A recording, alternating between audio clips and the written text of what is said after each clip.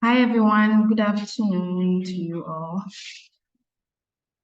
We'll be starting shortly, but whilst we want to wait for others to join in and then we'll just continue.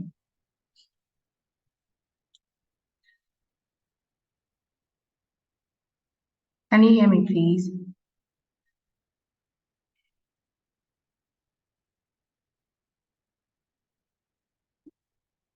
Hello? Yes, I can hear you. Can you hear me? Yes, I can hear you too. All right. So we'll give ourselves about 3 minutes whilst we wait for others to join and then we'll just start.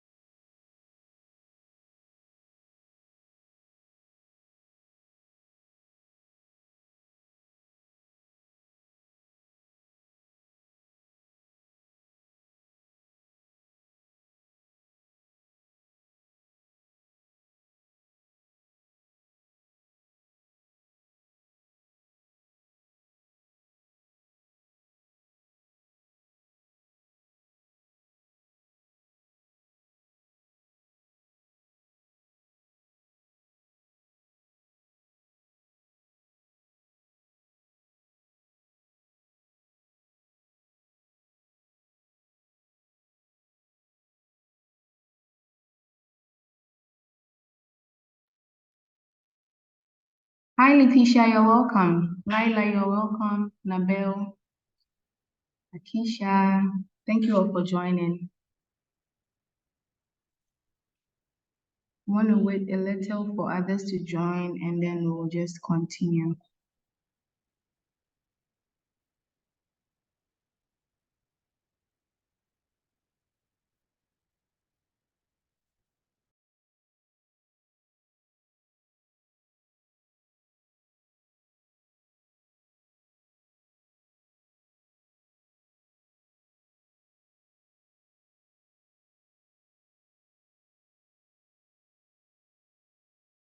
Looking for the right one to turn and say for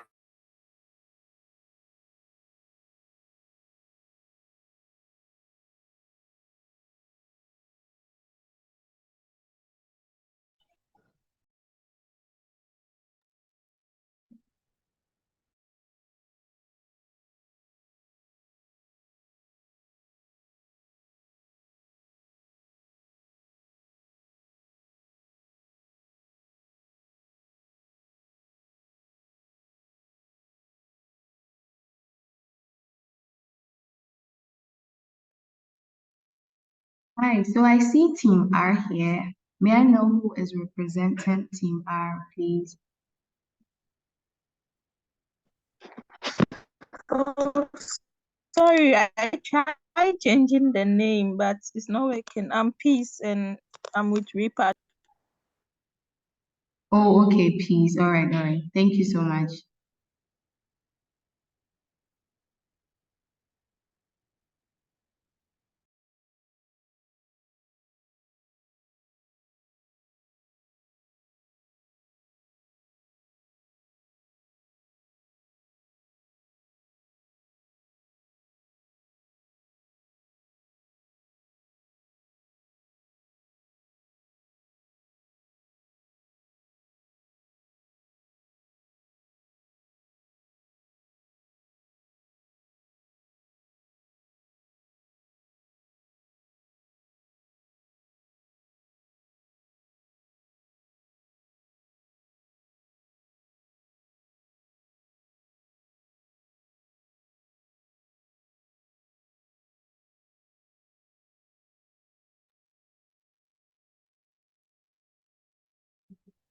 So I see Uskalem Food Processing.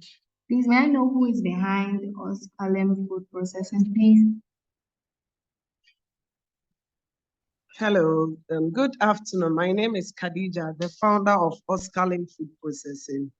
Oh, okay, Khadija. All right. Thank you so much. Thank you too.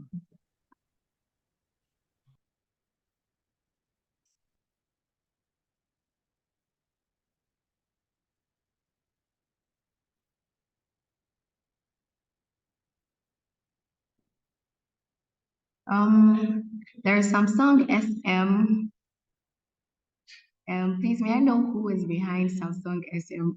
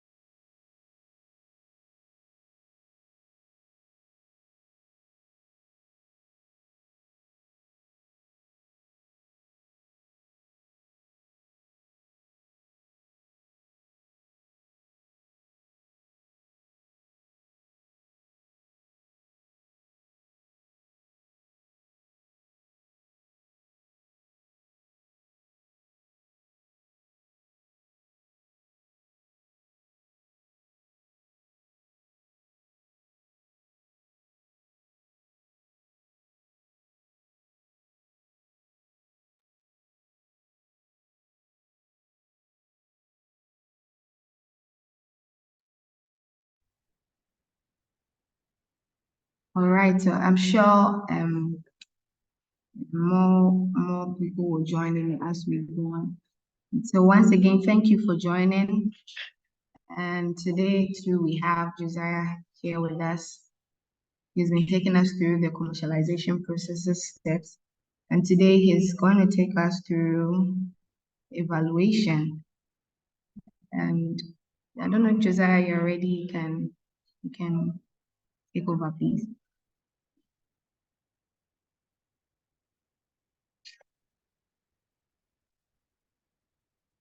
Hi, Josiah, can you hear me, please?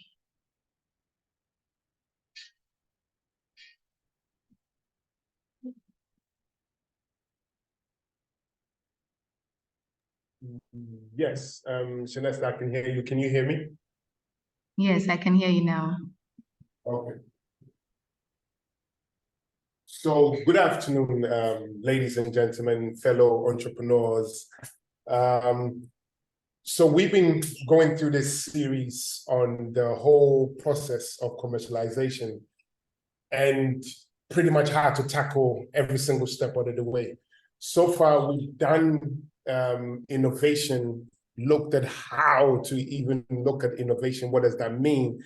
And in that session, we looked at innovation both from the product or service endpoint and then also as a process. So not necessarily you changing the physical thing, but adding something to it so they can be the value add or whatever it is that you did that changed your product or your service. So that becomes an innovative side of things. So that was how we looked at it in the first stage. And then we looked at disclosure.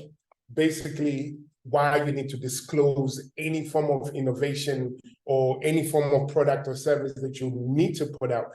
And again, the benefits of doing that against not doing it, and then things that you have to look out for. So copywriting, that was important. Looking at trademarking, that's something that we talked about.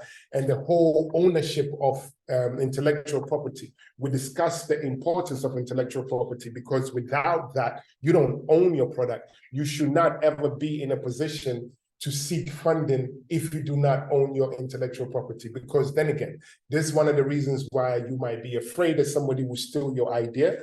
Or how do you value your idea or your concept when you don't even own any intellectual property to it? So ranging from when we talked about the logos, from you doing an MVP, owning the whole prototyping, everything that goes with it. You needed to own the intellectual property that goes with it. Then we talked about prototyping, how to go about prototyping to ensure that you then create a better product or service. So today we're going to look at evaluation. That's one thing that we don't do very well when, from entrepreneurship point of view, we don't do it very well, because when we do an evaluation, we tend to only look at it from the external, but sometimes you need to what? Most times you need to look at it from internal and externally. So you evaluate certain things that you do. And so that's what we're going to talk about today, how to evaluate and why you need to evaluate and the steps in order for you to do that. Then we can talk about answer any questions that you may have, right? If you look at it carefully, you should notice a typo in the way in which evaluation was spelled, right? So that should teach you something, to look out for the very thing that you're doing, right? That was done on purpose. Otherwise, my English teacher will kill me, but just wanted to see if you will notice it. So that's one of those things when you're going to do something. Do you evaluate it? And how do you go about doing it? Do you look at the thing that you're doing before you put it out in the first place? So it tells you that evaluation, the phase of the whole commercialization process, is critical, because this is where you determine whether the thing that you're going to do is viable, would it potentially be successful in a way that you bring the whole product to the market, right? This would involve so many different things. So looking at the innovation itself, looking at the market, and the whole business strategy that you have. That's why we said that one is the process, the product itself, the market, which is external, and then your business strategy, which is internal of you, right? So you're evaluating things from these angles, both internally and externally, not just looking at, oh, I'm going to make money. What other factors did you use to make that particular judgment that you said you're going to make? So we need to evaluate. And this is the third step in the commercialization process. Now, what are some of the ways in which you can evaluate your service or product or innovation that you want to put out? So we're looking at how the technical feasibility of it, right? Now, you need to assess the technical feasibility of the innovation, which can be developed or produced as you said, as you envisioned it to be, right? Do you have any technical challenges that you might overcome? So, for example, if you wanted to create an app, for example, and you build it on Python, what are the technical challenges that you might end up facing? Do you have the right people? Do you have the right team? Do you have the right technology? All of these things are things that you need to think about, right? From a technical point of view, is it sound? Would that thing work? Because there's been instances where people developed a product or service way ahead of its time, and then it ended up failing. Not because the idea was bad, it just means that technically the world wasn't ready for it, or the technology that you needed to use wasn't ready for it. A typical example, again, is, I don't know if you've seen the movie Avatar. When the first one came out, that's probably 23 years ago, right? It was way ahead of its time. So now they had to then wait over 20 years to let technology catch up with their vision of what it is that they had in order for them to bring out part 2, right? See, so technically they weighed out the feasibility and realized that we don't have the technology for it right now, so we have to wait 20 years down the line for that to happen. Now, after you've done your technical feasibility and everything is okay, you then look at your market research, right? So your market research is where you conduct, or you then talk to your customers to understand your target market. You look at the customer needs, you look at your competition, and then you look at the trends. These 3 things are very, very important. Very important. The customer needs. These are not your needs. These are the customer needs, not you, but the customer, right? And you need to look at competition. So you're looking at competition in essence of who are they, what are they doing, Can they do things better than me and everything else? Who are they? Who are the people that are in the market? You need to think about it. And then what trends that you do see in your particular field of market that you want to go into, right? So right now, the trends in the technical space is everybody talking about AI. So if you want to create a product, you have to think about AI as being part of the features that goes with it. So now, if you look at that trend and you can match that trend and you know that this is where everybody is going in, then you can create your product and you're good to go. The third thing that you need to also look at is competitive analysis, right? We always seem to not do these things for some reason, because we feel, whether we looked at it from a point of view where I don't have competition, so I don't want to analyze who my competitors are, but that's it's a wrong approach to business. So you need to do that. And then you need to identify and analyze your competitors in the market, determine how your innovation compares to existing solutions, and then what is unique about what it is that you want to do, right? So bear that in mind. How does your solution compare to other existing solutions that's already in the market? So like they said, no idea is new. Nothing is really new under the sun, right? However, if you're coming up with a new innovation, quote unquote, you need to then look at other things that probably exist already in the market and how you compare. So competitive analysis is important. So you can look at them from the perspective of who they are, when they were founded, how much money they have. All of these things is part of how you analyze your competition. Then you look at your value proposition, right? You need to define a clear and compelling value proposition. So this is where you're evaluating whether the value proposition that you have addresses or solves the particular problem of the potential client or potential customer that you might have, or you looking to gain in that sense. So what is the value proposition? Then you look at the market segmentation. I will always advise people to look at the market segmentation first, so the potential clients that you might get. That's why it says segment the market to identify specific customer groups or niches that are most likely to benefit from your innovation, right? So once you do that, identify them first, and then see what your value proposition will be towards them. So do not think about your value proposition first. Think about your customer first, and then think, okay, so what is this solution going to do for this particular person, right? So you need to always kind of work the two hand in hand. So 4 and 5 go hand in hand. Now, here are some of the things that you need to look at when you're looking at your competitive analysis, right? So it's like a business overview. Founding date, the company size, the revenue and the customers that your potential competitors have, how much are they worth, right? How long have they been in the industry? Because if you look at on the particular slide, it's talking about company specific. So the number of employees that competitor 1 all the way down to 4 may have. When was it founded? Because then it makes you see whether they've been in the market longer than you, and if they have, they probably have better political connections. They have a bigger market share, etc. And then funding, how much money do they have to go against? So if you're going to go to war with them, you need to know how much money that they have. Then when you look at the investors, who are the people that are investing in your competitors, right? And then acquisitions. Have they been acquired before? Who acquired them and why they were acquired? And then the most important thing also is the number of customers that they do have, right? And then you look at their strengths and weaknesses. So when you look at this whole framework, you're looking at it from a company point of view, you're looking at it from a targeted customer point of view, you're looking at the product specific, and then you're looking at the positioning. So the product, you're looking at what are the product features of your competitors that is similar to what it is that you're doing. Then you look at the pricing. What are their pricing structures like, right?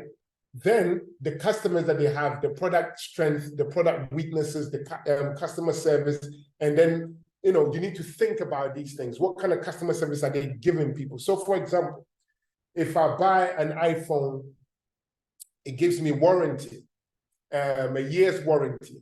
Now that warranty is what's going to make me buy the phone, right? However, imagine if you have two organizations that are selling an iPhone, but then one organization adds, let's say, 3 months more onto the existing 12 months warranty that Apple already gives you. Chances are you will buy them. Why? Because they're offering you more. It affects the pricing. It makes it much more affordable. Why? Because you know that if it breaks down, they will fix it. So these are the kind of things that you need to think about. What other customer reviews that people have been giving them, how great their services were, their product are. All of these things are things that you need to evaluate from your point of view when you're looking at your competitors. And that also helps you evaluate your product, right? And then your services to when you compare it to all of these other things. And then the positioning, why should your customer choose you? Compare that against all the other competitors that you have. Why should your customers then choose you instead of your competitors? So once you're able to analyze all of that, you're almost there, right? And then, sorry, we looked at the market segmentations, right? Then we talked about, or we're talking about the 4 types of ways to do it. The geographic side, where do they live? Which country, the population density. So if you wanted to create a product and you're targeting the whole of Accra, you need to know the population density of Accra, right? Where your store is going to be as opposed to where your potential clients live, because that is in itself is a problem, right? Because if you live too far away from where your potential clients are, they need to take a car to come and see you. How much is it going to cost them to do that? Is it stressful for them to do that? So you have to think about all of these things. The language that you use. If you are in Ashanti region, for example, and then you go and speak Ga, chances are you shooting yourself in the foot because most of them speak Ashanti in that region. So it will make sense for you to then use the language that is dominant in that particular location. Time zones. Time zones are also important. If I'm selling a product to Ghanaians, and I'm targeting people that live in the US, it's a problem because by the time we up, they're sleeping, vice versa. They are 6 hours or so, 4 to 6 hours behind us. See, so you have to think about all of these things when you think about the geographical positioning of your potential customer or your business itself. Then you look at the demographic. Demographic here is talking about the age, the gender, the income, the occupation, the ethnicity, again, whether they're Black, they're white, they're Irish, whatever the case may be, the educational background, you're evaluating all of these things, which, who are these people that would be able to afford my product or the service that I'm bringing them? Are they well qualified? Are they already working? What kind of race are they? What family size they? Because all of these things will enable you to make an informed decision. Then you look at this, the psycho side of things, right? So again,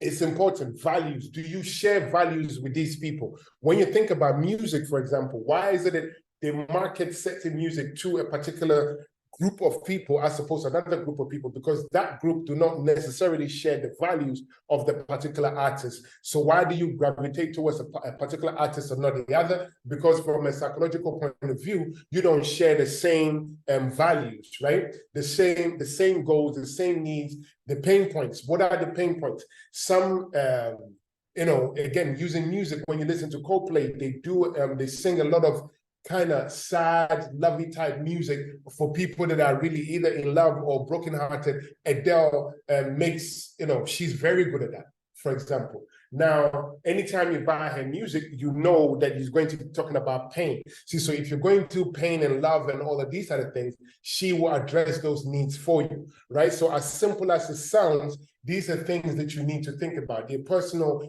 personality traits, the customers that you're looking at, what are their personality traits? What is their party, political party affiliations? If you don't think about that, and then let's say you're an NDC promoting your product to NPP people, you might have a bit of a challenge because you've openly said you are NDC, and then you challenging them and trying to hope that they will buy your product. It wouldn't happen. So your political affiliation is also important. Sexual orientation. I know in this country, we are at the moment not talking about these issues, but from a business point of view, you need to also think about the sexual orientation of your potential client, right? Why is it important? Because this will direct the kind of advertisement or marketing and branding that you push to them. If you are, if your client base are heterosexual men, the kind of image and messaging that you have towards them is entirely different. So you have to think about these things. The sexual orientation of your potential clients are very important when you're about to put a product on the market. So you need to evaluate that. And then their behavior. What is their, purchasing habits? How do they purchase things? The brands that they tend to interact with a lot, right? Their spending habits. Customer loyalty. How long have they been with a particular vendor or competitor for a long period of time? You might have some people that have been, will only wear Nike trainers, nothing else. They won't wear anything else apart from Nike trainers, right? Then you have your Reebok people. Then you have people that will wear sandals. So all of these things you need to think about it. Why? Because they're loyal to a particular brand, and then that's it. You have people that will only wear the Apple Watch and nothing else, no other Apple Watch. And you have even people that will not use any other phone unless it's an iPhone. That is a customer loyalty right there. So you need to understand why are they, how did they even do that and why do they do that? That's important because that helps you with your own product, how to then grow a loyalty fan base, right? And then after you do that, we then look at other things like, again, when you need to evaluate, we need to look at the intellectual property assessment, right? Evaluate the intellectual property landscape. Who has who has a patent on a particular product, who has a trademark on a particular product, and the copyrights that go with the product that you're trying to protect, who owns it. Assess that information. That is something that you need to pay attention to, right? Regulations and compliance. You need to ensure that whatever you're trying to create fits under the regulation and it complies with what rules that the government has at a particular point in time. That's why before you even create a product, go to the FDAs of this world, take their what they call the regulations that they have, read it, understand it before you go and create a product. Now, if you go create a product that they then see that as environmental, not environmental friendly, but then you spend over $10,000, $20,000 to create a product, and now you can't sell it because FDA says it's not approved. So it's better for you to go and find out all of this information before you do anything else. Then we look at your business model. Define your business model. Look at your revenue stream, your pricing structures, your distribution channels, your partnerships, all of these things, your value proposition, all of these things are part of your business model. You need to have it evaluated before you end up going to create a whole, product or service that now you can't walk it back. Why? Because, you've created something without even looking at your business model, don't understand your revenue streams, you do not understand your pricing structure, but you've created a product and then you put it on the market. That will not work very well for you. And then risk assessment. You need to ensure that you perform risk assessment. What if this happens? What if we need to do this? How will this impact on what it is that we need to do? You need to have all of those information in hand. You evaluate it. And then your market entry strategy. How are you going to enter the market? Are you going to do that by direct sales, going to knock on people's doors? Are you then going to do it through partnerships? So you're leveraging on the existing clientele base that your potential partner does have, and then will enable you to enter the market. Are you then, licensing your product to other people to say, okay, I license my product for you to use in this market for the next 6 months or forever, as long as you pay me half, right? See, so you need to think about these things before you then move forward. In order for you to do that, we then need to use this particular document, right? Which is your innovation management framework. Now, when you look at the innovation management framework, it looks at the organization and its business strategy that it has in place. So, internal output inputs, and from a scientific point of view, what have you developed, your customers, your suppliers, your competitors, all of these things are there. University, academia that you can partner with, can talk to you, because again, research and technology is important. You need to evaluate to ensure that you can always switch technology? And if you want to, do we have qualified people to do that? Then you look at your organization and business strategy itself. What is our strategy to sell a particular product? What is our strategy to gain bigger market share? You have to think about this. And then you look about the marketing side of things. See, so this triangle is very, very important. That innovation management framework is very important.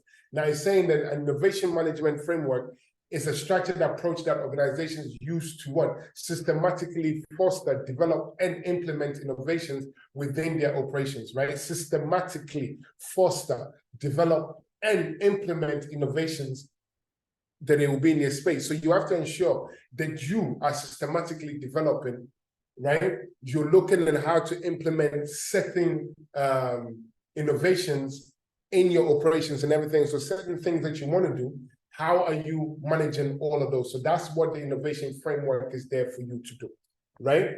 So you look at it from in another way. That innovation management framework, strategic direction and alignment. So again, define your innovation objectives, then align it with your business strategy. Innovation objectives, aligning it with your business strategy. It's important that you do that.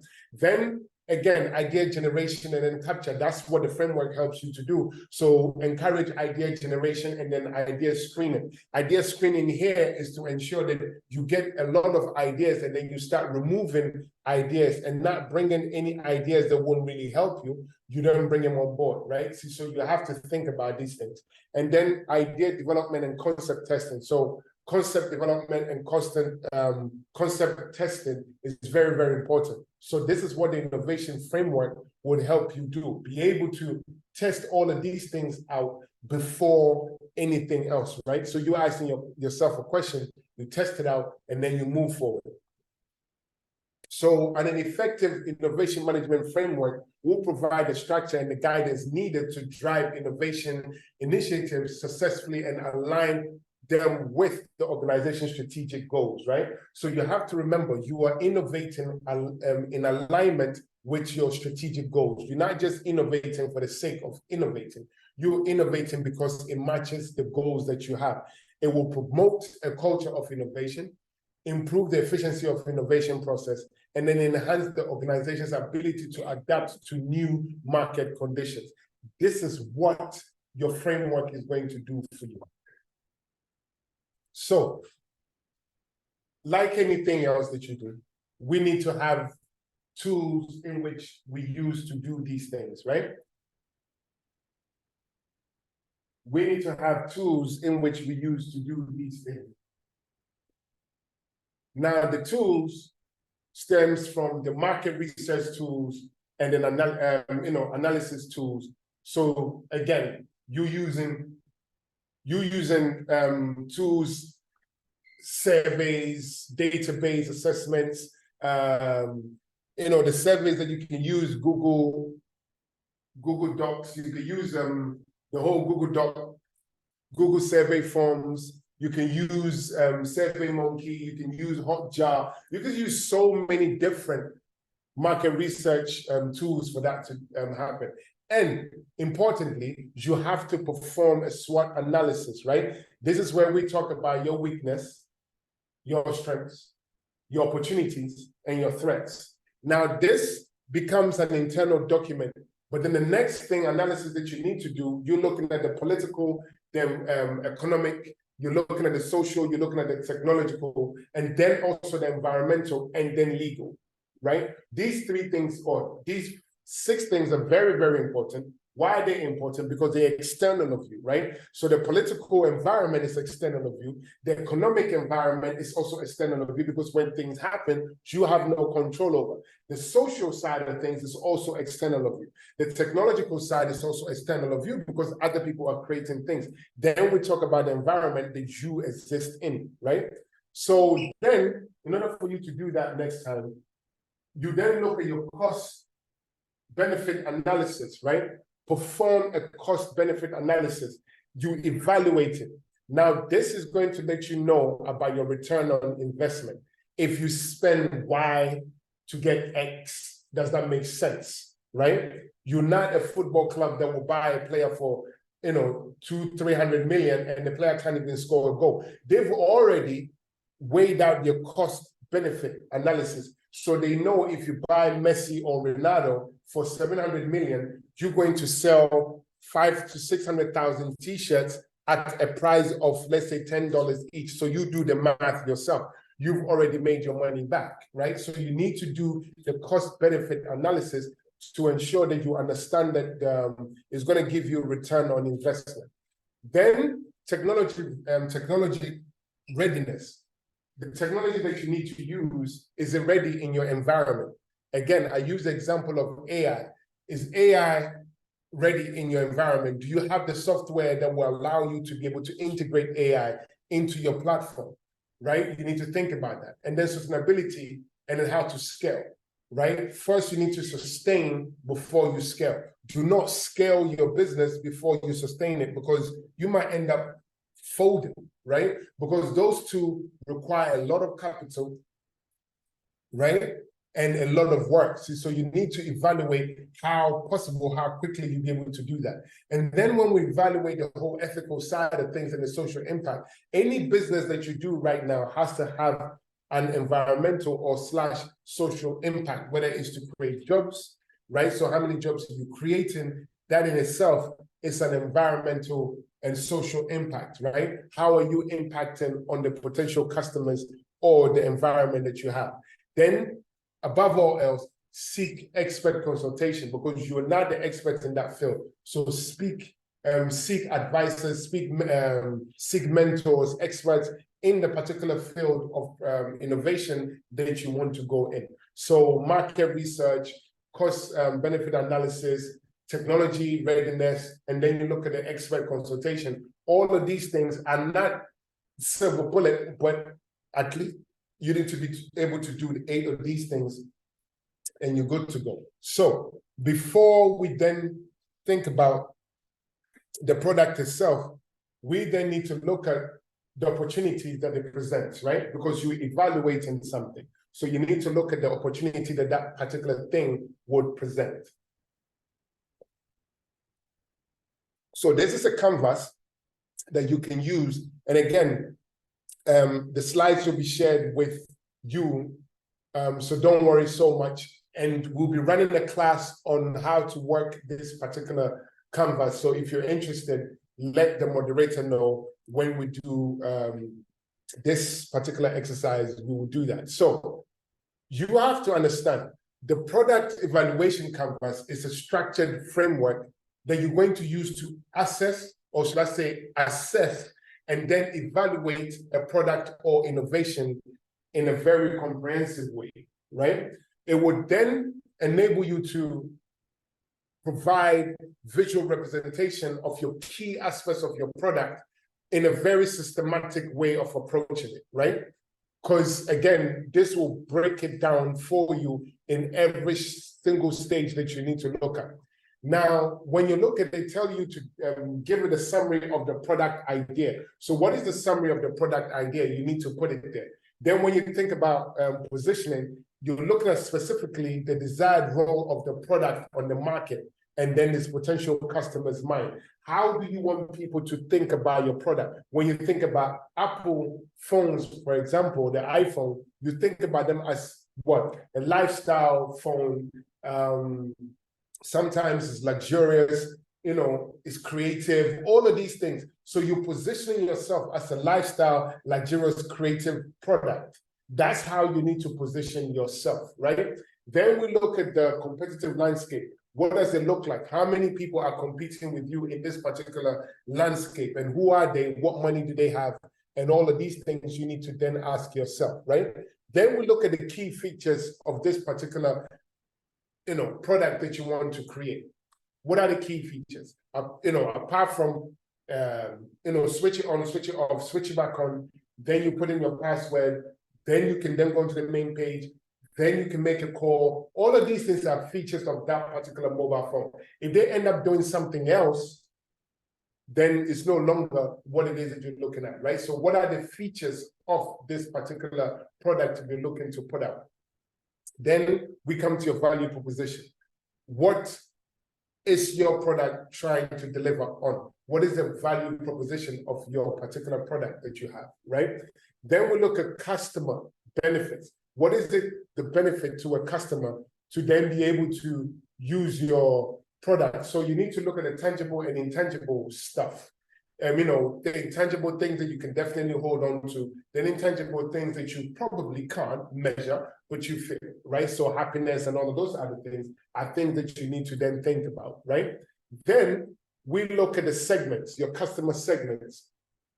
Your customer segments here would be, who are the customers? Divide your customers into various groups. As we discussed before, divide them into various groups. Tall, skinny, black, white, male, female, educated, not educated, that kind of thing, right? So you need to then divide all of these things, because you can't target everybody with one product. You're not God, right? You can't target everybody with one product.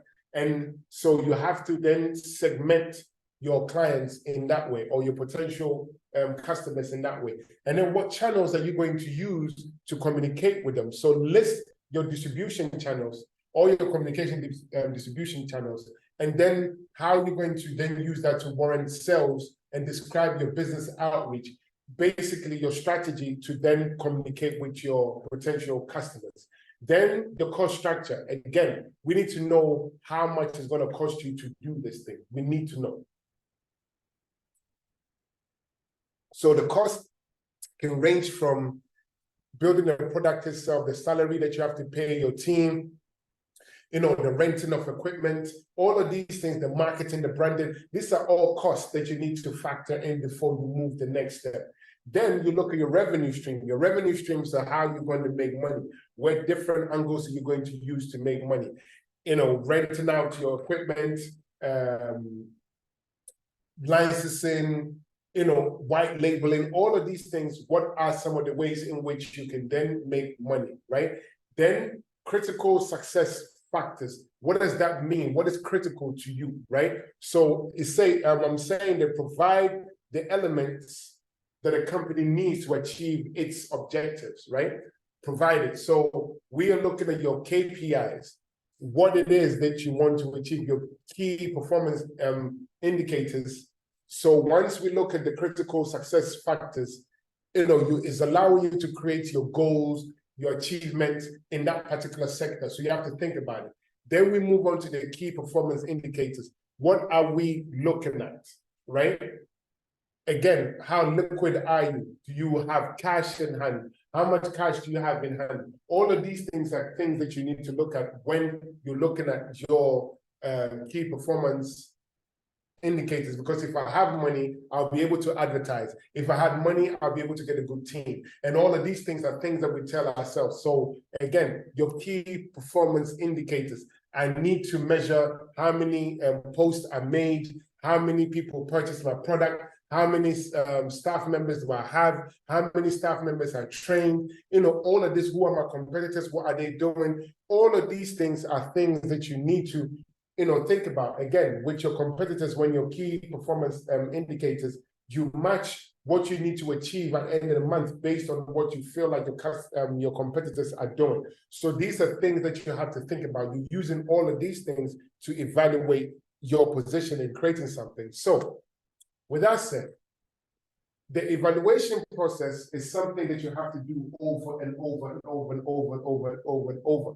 It's not linear. It's not just one way of doing it. You have to go back every single time, right? So this may involve you adjusting to this commercial strategy that you already had, right?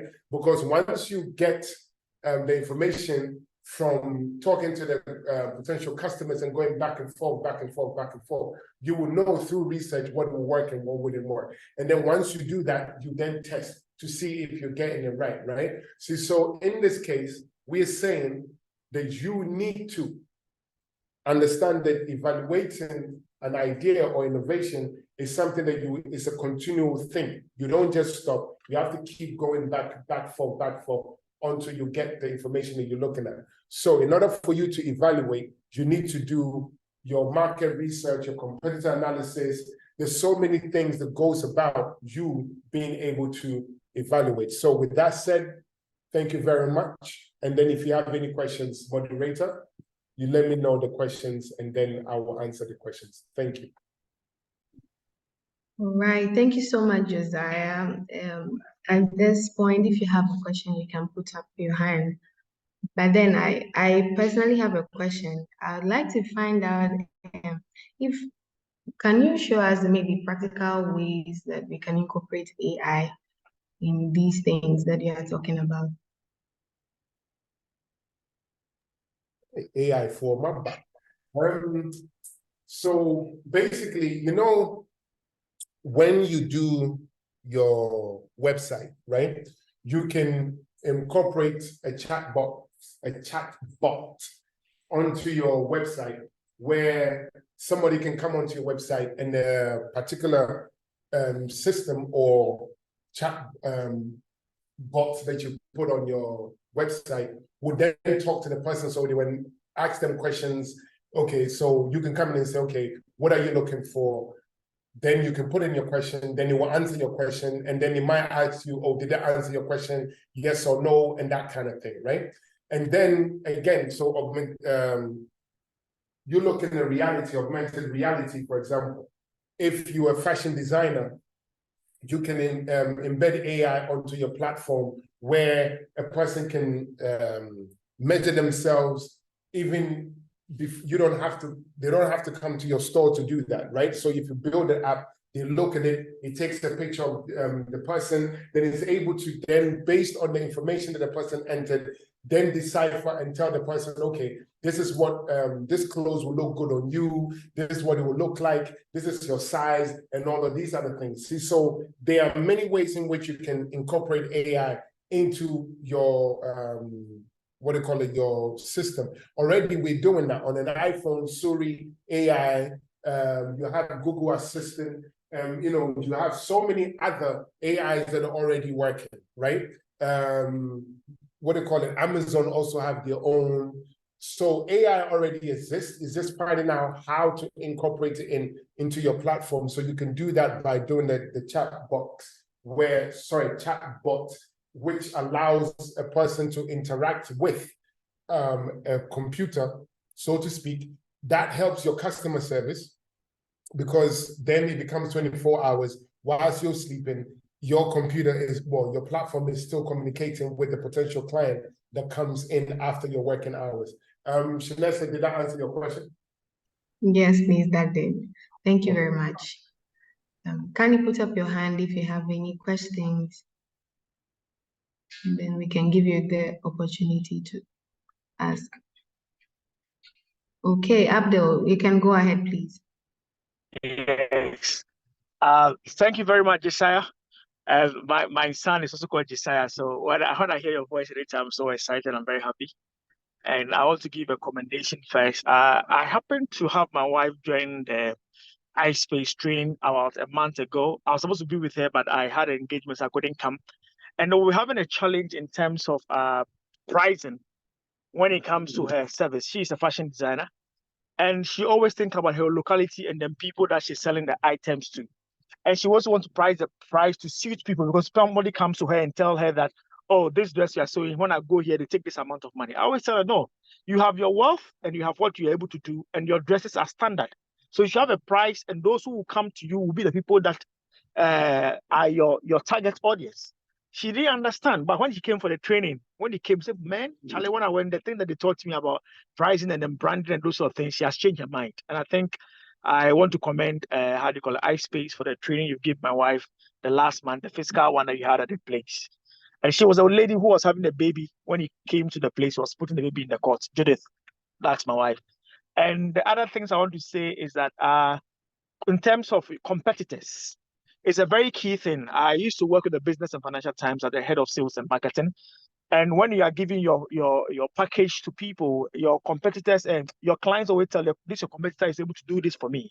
So I did a research and I did a survey as in what my competitors are doing up there and what we can do as better as it's supposed to be. So people come for packages advertising packages, and I add events to it. We do a Ghana Economy from Ghana Any Summit, so when I give them the package, I add a package of advertising free during the event, and they don't pay anything. And the clients were just coming to do adverts in the papers and online. So we had a lot of them. So your competitors are very key when it comes to your how do you call your product and services. If you don't look at your competitors, you'll be out of business because they'll be doing something that you might not know. You have to know what they are doing, which is more smarter than you, that you can also be more smarter than them. And it's very key. And I think we can do this. And my other thing I want to say is that, the risk matrix we're talking about, when it comes to the health and safety system, we have a risk matrix that we tend to assess whatever thing that we are doing to ensure that whatever work I'm doing, do I have to do this to ensure that I mitigate the risks that is going to happen to me at the workplace when it comes to occupational health and safety? Do we have a risk matrix for businesses that one can follow? It's like a template that you can put information inside and you analyze it. And based on that, you can be able to tell that, oh, my work is related to this one and this for me to help. And my final submission is that I'll be very grateful the time will come that all this thing that we are learning, we can give a feedback as to how it has impacted our business and our work, and it will be a benefit to this training. So thank you, Josiah, and thank you, the iSpace team. I'm grateful. You see, I wish my my supporters, my funders could hear this, but thank you for the feedback. Everything you said, 100%, I agree with in terms of when you look at your competitors, right? And I always say the reason why, when you look at the Black Stars, for example, we are a great team individually and as a unit, we're a great team. But anytime we play the opposition or the opponent, we don't look at what it is that they do, right? We don't analyze them detail. They seem to do that with us every single time, right? Case in point, when we played against Uruguay the second time, they analyzed us exactly how we played. 2010, when we played against Brazil.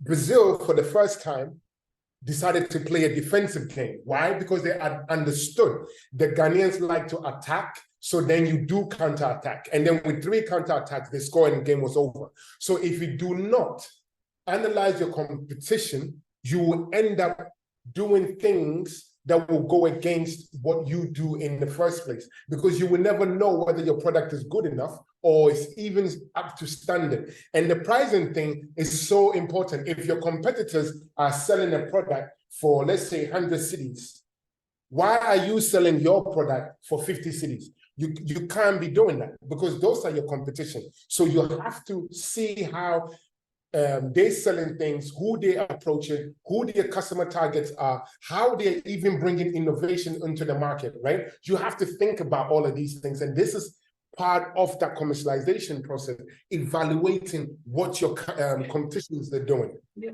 So it's something that you have to have in mind. And so that was a good submission. Thank you.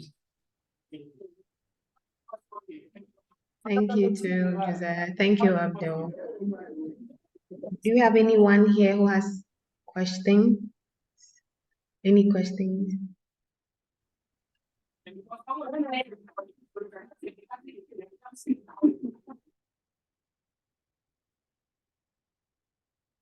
All right. If we do not have any more questions, I would like us to put on our cameras for a quick photo, and then we'll be done with the session today. Thank you so much, Josiah, for this session. Madam Moderator, can I ask Henderson that if we can, as a time will come that you allow us to share maybe whatever thing we are learning here, maybe some of our colleagues will see that maybe the things we are learning here is also make an impact in our businesses and our work, so that to encourage other people. And as you said, like the sponsors also know that what you are teaching is making impact in the life of businesses in Ghana. Yeah. And then also, if you can contact me with that risk framework, we can also do that. And then I'll walk you through that. Anybody that is interested in doing that, we can walk through that whole risk matrix that you need as well. So yeah, thank you for asking that, but we can do that. All right, thank you, Abdul. Thank you, Josiah. Thank you. All right, kindly put on your videos.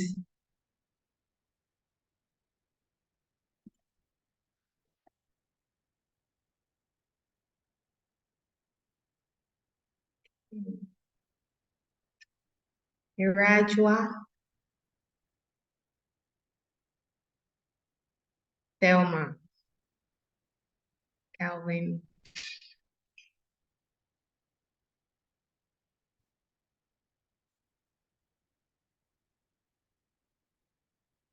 okay.